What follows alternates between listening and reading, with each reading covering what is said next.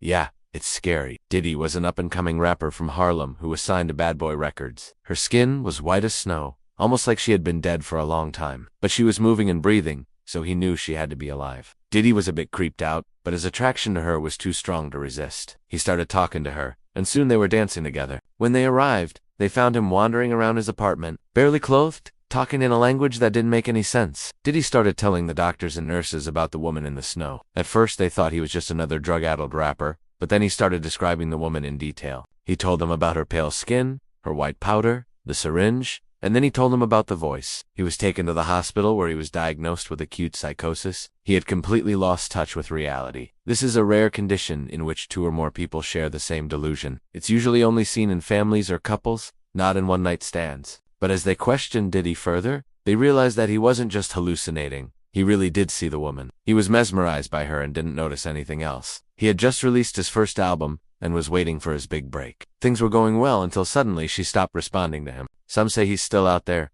wandering the streets, forever, haunted by the woman in the snow. Others say he's locked away in a mental institution where he will spend the rest of his life. But whatever happened to him, we may never know. Because the truth is, sometimes the things we see in the shadows are best left unseen. They dug up the woman's body and sent it for further testing. He had brought the devil into his life and now he was paying the price. The police wanted to protect Diddy, but he had become too dangerous to be kept alive. He was ranting and raving, talking about the voice in his head that was telling him to do terrible things. He had to be put away for his own safety and the safety of others. They found traces of a drug in her system that was similar to the one that had killed her. But they also found something else. Something that made the hair on the back of their necks stand up. They found traces of another drug, a drug that was only used in voodoo rituals. He touched her, but she didn't react. He called her name, but there was no reply. He realized with a growing sense of dread that she wasn't breathing. In a panic, he checked for a pulse, but it was too late. She was already gone. One night he was hanging out with some friends in a club when he saw her. The police arrived and after an investigation, they concluded that the woman had died of a drug overdose. He even started to think that she was haunting him. He couldn't sleep or eat, and he became convinced that the police were going to arrest him for her death. He started taking drugs to help him sleep,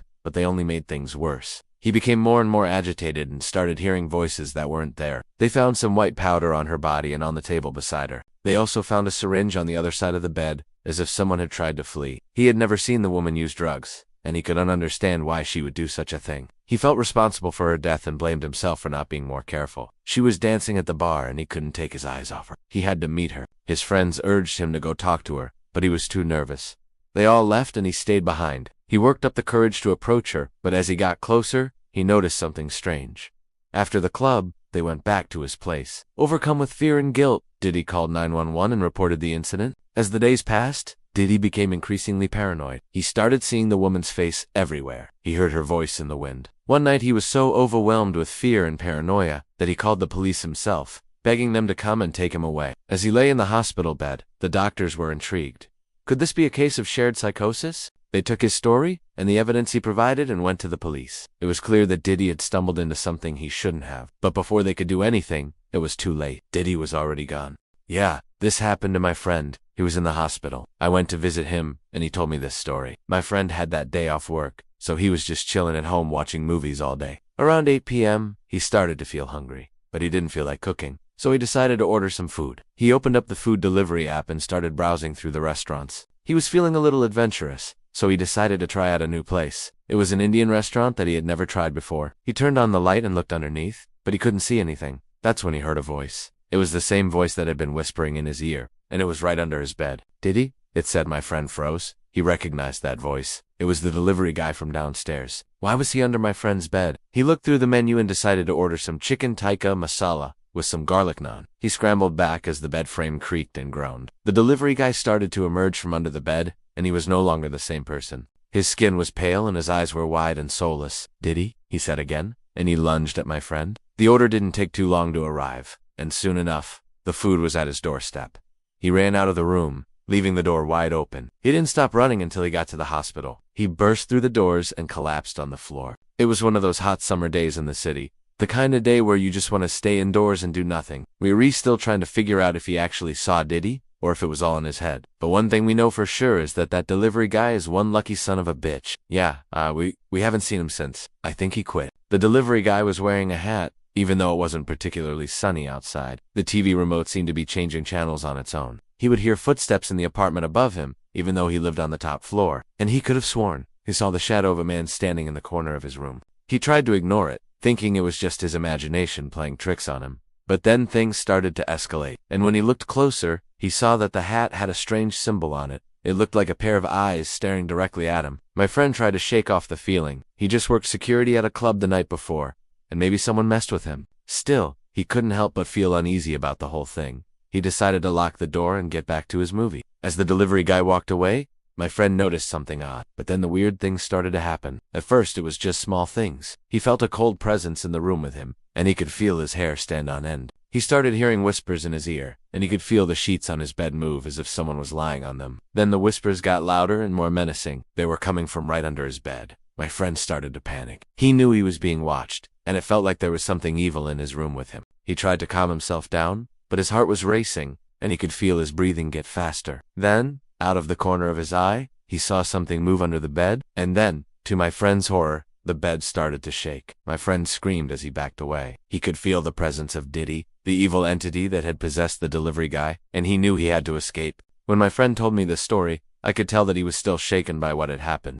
Welcome to my channel. Today I will be reading from an anonymous user. This happened to me when I was 18 years old. I was an only child and my parents were rich. They lived in a mansion with a big garden in the suburbs. My grades weren't good enough for me to get into the art school I wanted to go to, so I decided to take some time off to improve my portfolio and apply again next year. It was quite expensive, but the teachers were well known in the industry. I told my parents about it and they reluctantly agreed to pay for it. I was so excited to start learning new skills. My parents were disappointed but agreed that I should take a break. I told him that I didn't want to talk and he should stop acting so weird around me. He apologized and said that he was just being nice. But then he started driving erratically, swerving in between lanes and almost crashing into other cars. I was terrified. I told him to pull over and let me out, but he kept driving. I started screaming for him to stop, but he just kept on going. But I still had nightmares about the car crash and couldn't stop thinking about David. Why did he crash the car? I still have no answers to this day. I wanted to know what happened to him and why he crashed the car, so I asked my parents again. Finally, my mom told me that David didn't make it. He died on impact. She said that she and my dad were so sorry that I had to go through this, and then they left. As I grew older, my interests started to drift apart from my parents. He then took a deep breath and smiled. But now I can finally tell you the truth. I was confused and scared. What did he mean? The car suddenly lurched forward and crashed into a tree. I screamed as glass shattered around me and I felt searing pain in my leg.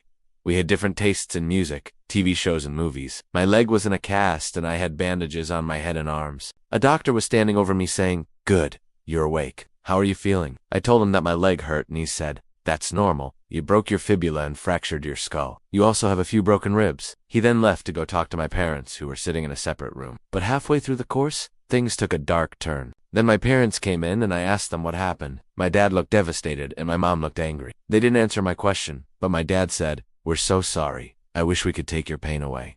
I was shocked.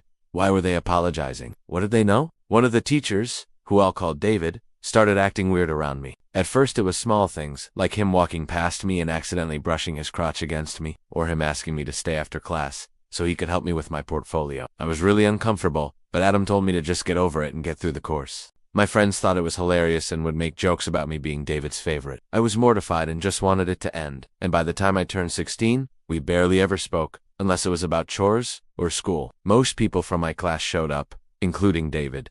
I was really nervous and started drinking a lot. I don't remember how much I drank, but at some point during the night, I went to the bathroom and threw up. When I came out, everyone was staring at me and David was holding my bag. I was so embarrassed, I just wanted to go home. When I was 18, I had just finished high school and was taking a gap year before starting university. One day, while browsing online, I found a course near our home that taught digital painting. At first, everything was going well. I got to work on some fun projects and made some friends. Then one night, I was invited by one of my classmates to go drinking. On the way home, David kept trying to make conversation and being overly friendly. Then suddenly, he slammed on the brakes and turned to me and said, "You know, you're right. I have been acting weird around you."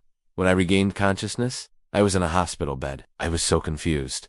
Why did David crash the car? Is he okay? Was I going to die? As the weeks passed, my leg healed, and I was able to go home. What does that mean? What did David mean when he said that he could finally tell me the truth? Did he know that he was going to die?